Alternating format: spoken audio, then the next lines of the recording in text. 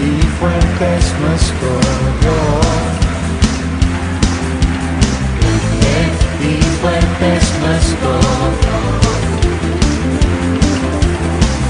Grande y fuerte es nuestro Dios.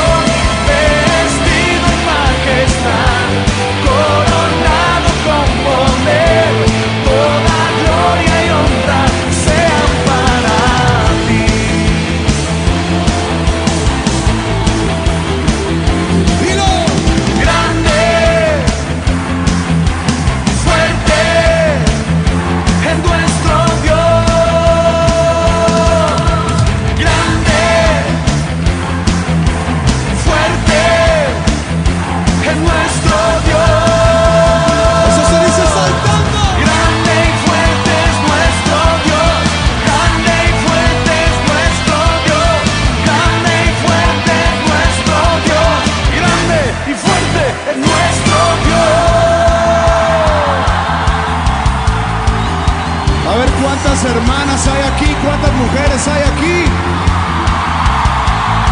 A ver, solo mujeres, digan aquí. Grande y fuerte.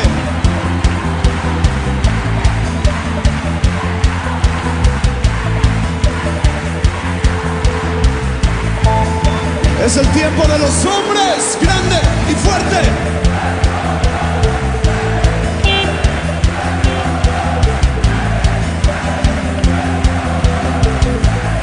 Todos juntos, todos juntos.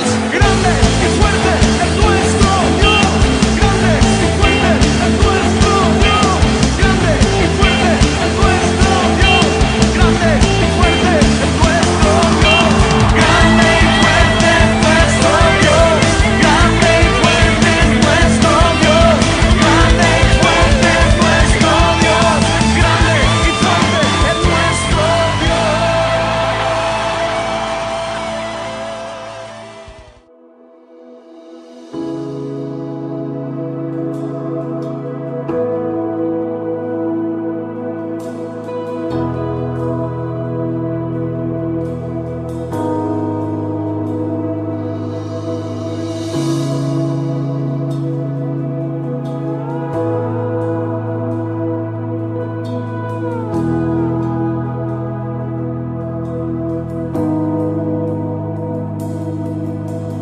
Quiero levantar a ti mis manos, maravilloso Jesús, milagroso Señor.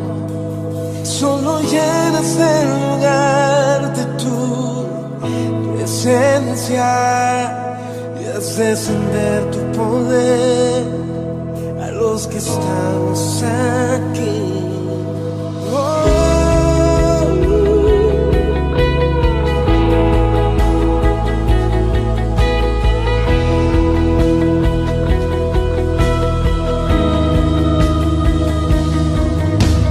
Quiero levantar a ti mis manos, maravilloso Jesús, milagroso Señor, y llenas el lugar de tu presencia y haz descender tu poder a los que estamos aquí. Creo en ti, Jesús, en lo que harás en mí. Yo te creo en ti, Jesús, en lo que harás en mí.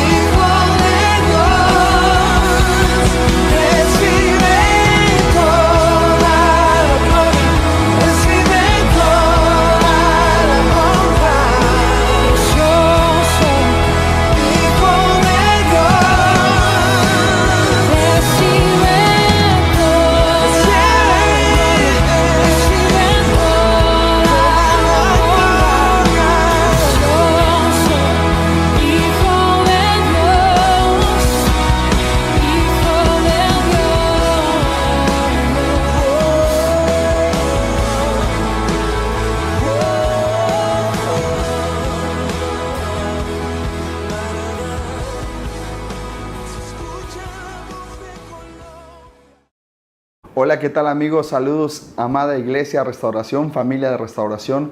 Estamos en una sección más de su presencia en casa, una lección más, una enseñanza más. Esperamos que estés listo para recibirla. Ya hemos alabado al Señor, ya nos juntamos, ya nos unimos como familia. Ahora, ¿qué tal si oramos para que el Señor nos hable a través de esta palabra, a través de esta enseñanza, que es muy, muy hermosa? Yo quiero que me acompañes ahí con tu familia. ¿Qué tal si tomas la mano de tus hijos, de tu esposa y me ayudas a orar? Padre, en el nombre de Jesús, gracias por esta hermosa velada, Señor, que tenemos contigo. Tu presencia está aquí con nosotros. Tu presencia no tiene barrera de tiempo ni de espacio, así que yo creo que tú vas a hacer tu palabra viva en esta hora, Señor. Los que reciban hoy tu palabra, tu enseñanza, es como si tú mismo estuvieras ahí enseñándoles a través de tu Espíritu Santo, porque tú mismo eres el Señor Espíritu Santo. Tú eres el que interioriza la verdad, la enseñanza en nosotros y la haces viva en nosotros. Te pido en el nombre de Jesús tu gracia, tu favor, para poder transmitir, Señor, e impartir tu palabra, y que todos los que estamos escuchando tengamos la gracia y el corazón para recibirla, Señor. En el nombre de Jesús. Amén. Amén. Muy bien. Estamos en una serie de enseñanza acerca de construir nuestra comunión con Dios. Ya vimos la semana pasada qué es la comunión con Dios, que va más allá de solamente una relación bilateral. Una comunión con Dios va más allá de una simple relación o de una relación íntima. Una comunión con Dios tiene que ver con ser uno con el Señor, eso lo dejamos claro. El que se une con el Señor, un espíritu es con Él. Y vimos que una de las analogías más usadas por el Espíritu Santo es la del matrimonio. El matrimonio, según Pablo, es un misterio, y un misterio no se puede entender con un razonamiento humano, sino que es a través de la gracia divina del Espíritu Santo, de la iluminación del Espíritu Santo en nuestro corazón. Y así es como también la comunión la tenemos que recibir, a través de una iluminación del Espíritu Santo, una comprensión clara, escritural y espiritual de qué es la comunión del Espíritu Santo. Solamente nos las puede dar Él mismo. Entonces ya hemos orado, ya hemos pedido que el Señor nos hable, y queremos con todo nuestro corazón de que tú recibas esta palabra. Vamos a empezar a desarrollar ahora los temas que son prácticos y fundamentales para el desarrollo de nuestra comunión con Dios. Y la primera columna, son 4 columnas las que vamos a estar viendo, y la primera es la oración. Dile al que está a tu lado: la primera columna para edificar nuestra comunión es la oración. ¿Qué tal si vas conmigo, por favor? Vamos a empezar a establecer parámetros y consejos para poder edificar nuestra vida de oración con el Señor. No es la única manera de edificar, pero es una columna importante. Así que, ¿qué tal si me acompañas a Hechos capítulo 3 en el verso 1? Vamos a Hechos capítulo 3, verso 1. Podremos empezar esta lección preguntándonos cómo empezamos a orar. Y creo que está aquí en Hechos 3:1 un buen consejo de la palabra para empezar a hacerlo. Dice: cierto día Pedro y Juan subían al templo a la hora de la oración, la novena. Primer consejo que podemos seguir de los apóstoles para establecer una vida de oración, para empezar a edificar una vida de oración, es horarios.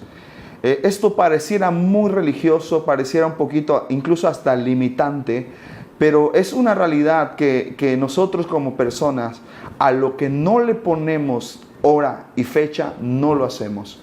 A lo que no le ponemos agenda, lo que no agendamos, es como si no fuera importante, es como si no fuera algo relevante en nuestra vida. Y desgraciadamente la oración es así en nosotros.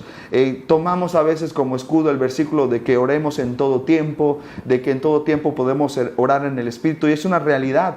Pero estamos hablando de una relación más fuerte con Dios. No podemos solamente ir diciendo que vamos por el coche manejando y oramos, que se puede hacer, claro que sí, o que en el baño oramos, o que estamos en el camión rumbo a la escuela, rumbo al trabajo y oramos. Son cosas que podemos hacer. pero esto es como cuando un atleta va a concursar en algún evento olímpico. No puede decir el atleta que de repente lo va a hacer nada más, sino que tiene tiempos específicos, agendados y disciplinados de entrenamiento para que a la hora de la prueba, a la hora en la que tiene que demostrar que la capacidad que él tiene, pues no es de la noche a la mañana, sino que es un tiempo a puerta cerrada de preparación. Y cuando llega el tiempo de correr o de hacer la actividad olímpica que tenga que hacer, solamente va a ser el resultado del tiempo de entrenamiento a puerta cerrada, del tiempo de entrenamiento que tuvo sin el público, sin gente en las gradas, y cuando sale a demostrar lo suyo, solamente demuestra los frutos de ese entrenamiento. Algo así es la oración.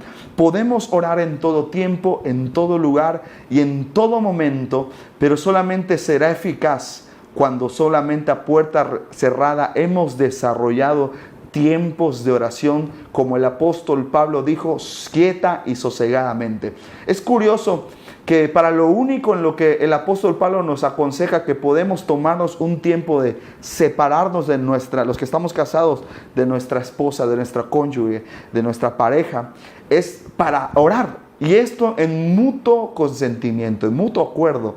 Es para lo único que se nos aconseja. Ok, les doy chance de que se separen siempre y cuando estén de acuerdo, y para dedicarse sosegadamente a la oración. Sosegadamente significa que pongamos toda nuestra concentración, nuestra atención en esto que es la oración. Fíjate qué importante es la vida de oración, que el apóstol Pablo nos dice, ok, les doy chance de separarse por un tiempo, por un momento, separarse en el sentido de que no que se separen de su matrimonio, sino que se separen de un tiempo de estar juntos, para que cada uno de ellos por separado puedan tener tiempos individuales con el Señor, ¿verdad?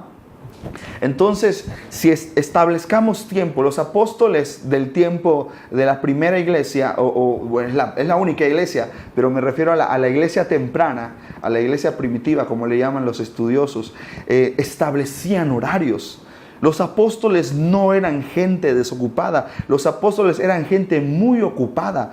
Eran 12 solamente, 11 porque, bueno, 12, pero el apóstol Pedro y Juan no eran gente que no tenían nada que hacer. Tenía que entender a miles de personas. Imagínense, si nosotros viendo cómo nuestros pastores están ocupados con algunos cientos de personas, estos hombres tenían miles de personas. No tenían Facebook, no tenían WhatsApp, no tenían teléfono para poder facilitar el trabajo que hoy tenemos. Estos hombres tenían que ir a pie a visitar a las personas, a orar por la gente, a atenderlas a las mesas. Por eso más adelante vemos cómo ellos no se dan abasto con la gente y empiezan a llamar a más, porque eran gente ocupada.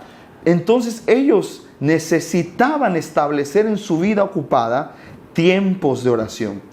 Tú y yo necesitamos establecer tiempos de oración, tiempos específicos de oración sosegada en nuestra vida para empezar a edificarla y a desarrollarla. Porque una vez más hago hincapié, en lo que no ponemos agenda, en lo que no ponemos tiempo, no lo hacemos. Es muy raro que lo hagamos. Entonces, el primer consejo de la palabra que podemos ver entre líneas aquí es que establezcamos horarios de oración. Ellos, dice aquí, cierto día Pedro y Juan subían al templo a la hora de la oración, la novena. Ellos establecían tiempos de oración. Si tú sigues leyendo el capítulo, te das cuenta del poder que había en los apóstoles. Aún no habían subido a orar y se les presenta una necesidad, un cojo de nacimiento. Ellos no hicieron una velada de oración por el cojo de nacimiento, sino que empezaron a demostrar el fruto de esos tiempos de oración anteriores que seguramente tenían. Y solamente con decirle al cojo, levántate en el nombre de Jesús, el cojo se levantó enseguida. Por ahí escuchamos una vez a un predicador muy usado por Dios diciendo, Jesús oraba en lo secreto para no tener que orar en lo público.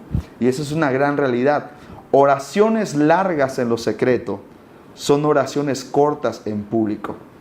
No es que sea una cuota que pagamos a Dios la oración secreta, sino que algo y es algo que vamos a ver más adelante, desarrollamos algo, un músculo desarrollamos cuando oramos en lo secreto.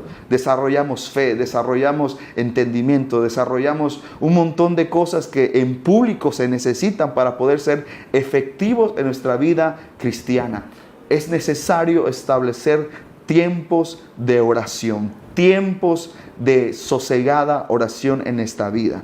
Y los apóstoles nos dan un ejemplo aquí. Y si tú lees los evangelios, de igual manera Jesús necesitaba tener tiempos de oración a solas con su Padre.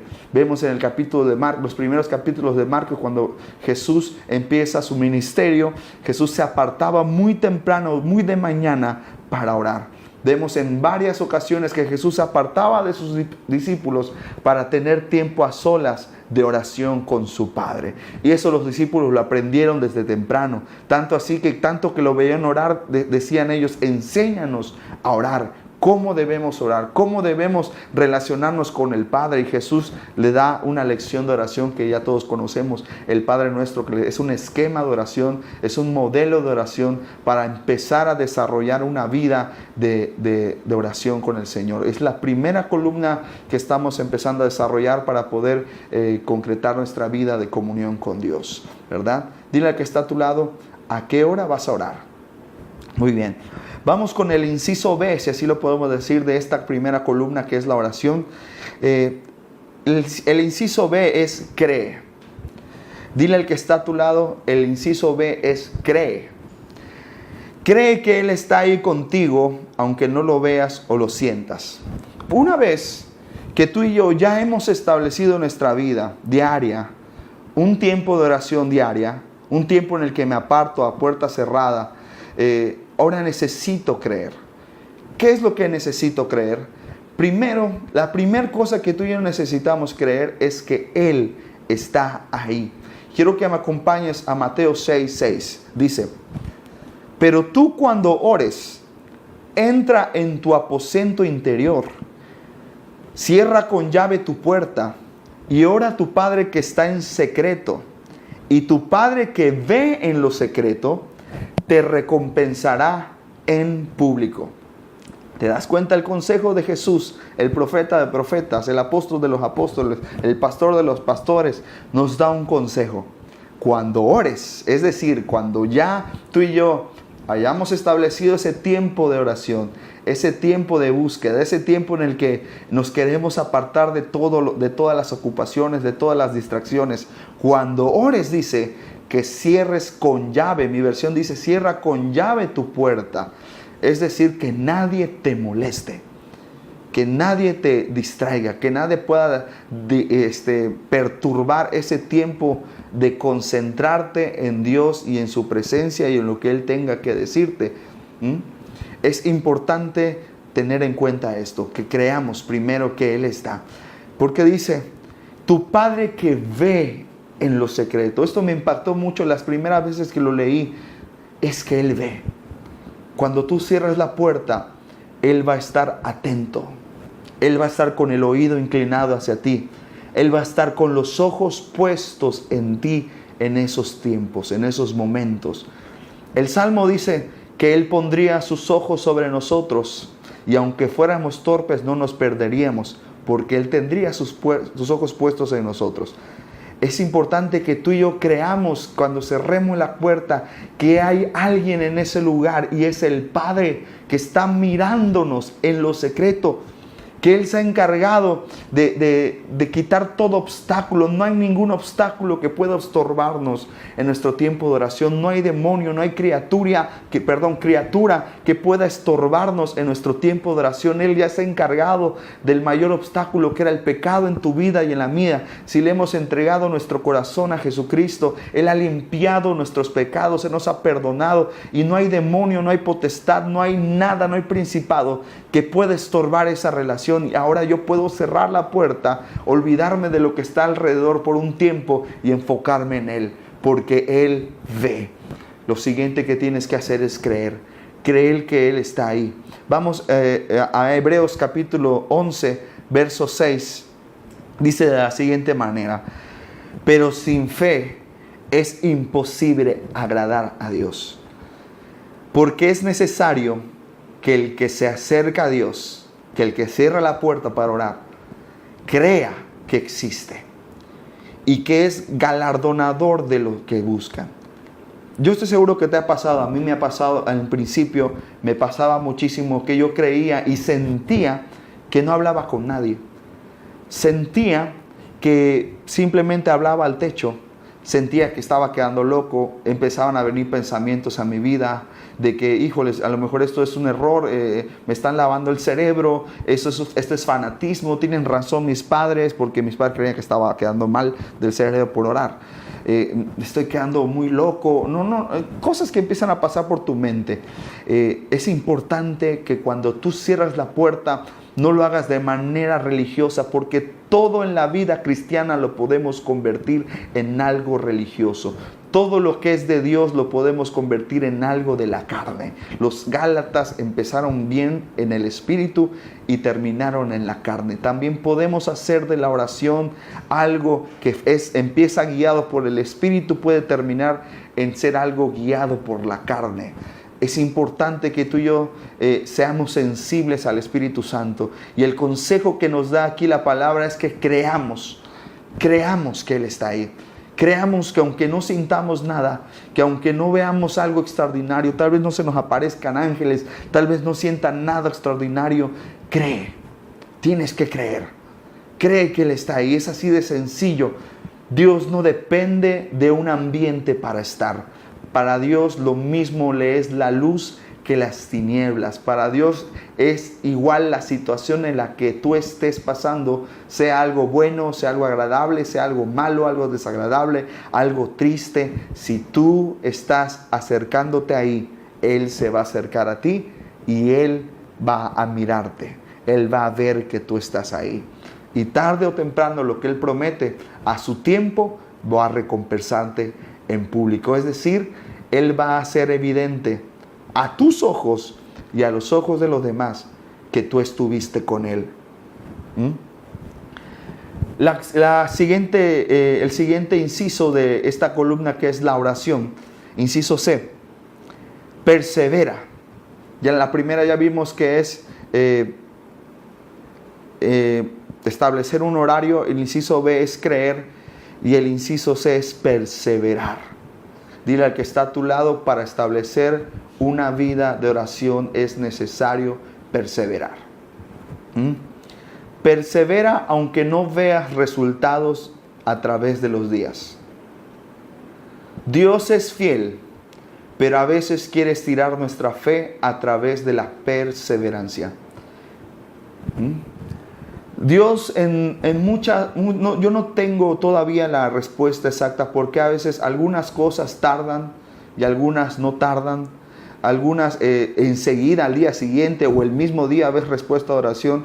Algunas otras cosas no ves respuesta inmediata, y algunas toman hasta incluso años. Algunos ni acabas de orar y ya tienes la respuesta. Pueden haber muchas teorías, pueden haber muchas respuestas, pero lo que la palabra nos aconseja es que en todo lo que queramos orar y pedir al Padre es necesario perseverar.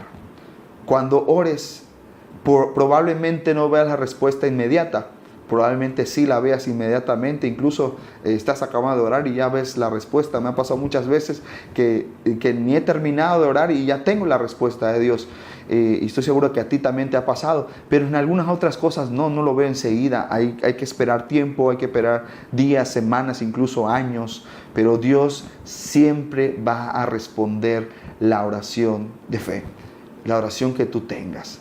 Puede ayudarte con muchas otras cosas, como alinearte a la palabra, alinearte a la escritura, que eso es muy bueno y es efectivo, pero yo creo que Dios escucha la oración de sus hijos y Él va a responder a su tiempo. Así que lo que te aconsejo es que cuando empieces a orar, persevera. ¿Por qué te aconsejo que perseveres en la oración? Porque cuando comiences a establecer horarios, cuando empieces a creer que Dios está ahí contigo, se va a levantar toda una maquinaria en contra de que tú establezcas una vida de oración. Así es. No solamente hablo de la carne, que para nada quiero orar, y nunca va a tener ganas de orar la carne, sino hablo de espíritus inmundos que se van a levantar en contra de que tú establezcas una vida de oración, porque la vida de oración es fundamental para la vida del creyente. Entonces, si tú no tienes vida de oración, tú no puedes desarrollar lo demás en tu vida, no puedes desarrollar las otras columnas que vamos a estar viendo, porque empieza todo con la oración, todo empieza con orar, todo empieza con establecer una comunicación con el Espíritu Santo, y eso es a través de la oración. Persevera. Lo que a mí me pasaba es que yo empezaba a orar. Cuando yo empecé a orar en casa de mis padres, aún no era casado, sucedía que yo entraba a orar y era sorprendente porque me tocaban la puerta justo en el momento en el que yo iba a orar. Era un tiempo en el que estaba yo seguro que ya nadie me iba a molestar, cerraba la puerta, me tocaban la puerta, me iba al baño de arriba, me tocaban la puerta del baño de arriba. Era como si a propósito no quisieran que yo orara, hasta que yo decidí irme hasta el techo de arriba, y aún ya estando en el techo empezaron a venir pensamientos de distracción, pensamientos de muchas cosas que no me dejaban enfocarme en la oración.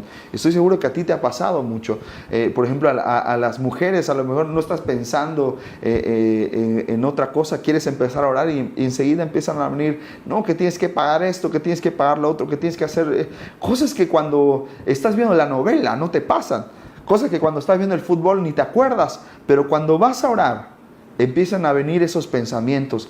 Eso es probablemente, son espíritus inmundos que quieren empezar a distraer y a obstaculizar tu vida de oración. Y es importante que perseveres. ¿Por qué Dios los deja? ¿Por qué Dios permite esto? Bueno, el Salmo 23 nos dice que Él adereza mesa delante de nuestros angustiadores. Y esto se puede aplicar de esta manera. Dios los deja ahí para que tú aprendas a perseverar a pesar de eso. A pesar de esa maquinaria de tinieblas que se va a levantar cuando tú comiences a orar, tú necesitas perseverar. Tú y yo necesitamos perseverar. Jesús era alguien que perseveraba. Jesús era alguien que seguía orando. Así Daniel también, cuando Daniel, el profeta Daniel, dice que le prohibieron orar. Y él aún con toda la prohibición de un edicto real, dice que seguía orando 3 veces al día, y eso le trajo problemas. Pero aún así él perseveró, y Dios en público lo honró delante de todo un reino. Es importante que perseveres, es importante que sigas orando. Quiero que vayas conmigo a Marcos, dice de la siguiente manera. Y llegan a Jericó, y al salir de Jericó, él y sus discípulos y una considerable multitud. He aquí estaba sentado junto al camino un mendigo ciego llamado Bartimeo, hijo de Timeo. Cuando oyó que era Jesús el Nazareno, comenzó a gritar y a decir: Jesús, hijo de David, ten misericordia de mí. Y muchos lo reprendían para que callara, pero él gritaba más y más: Hijo de David, ten misericordia de mí. Jesús se detuvo y dijo: llamadlo. Y llaman al ciego y le dicen: anímate, levántate, te llama. Entonces él, arrojando de sí el manto, se puso en pie de un salto y fue hacia Jesús. Dirigiéndose a él, Jesús le dijo: ¿qué quieres que te haga? Y el ciego le dijo: Raboni, que recobre la vista. Y Jesús le dijo: anda, tu fe te ha sanado. Y al instante recobró la vista y lo seguía en el camino. Este es un ejemplo claro de perseverancia. Muchos de nosotros creemos que Jesús nos oye, pero Jesús siempre oye. Lo que pasa es que a veces no vemos la respuesta enseguida, pero Él siempre oye. Entonces Bartimeo comienza a clamar, y lo primero que Bartimeo experimenta no es la respuesta, sino es la contrariedad.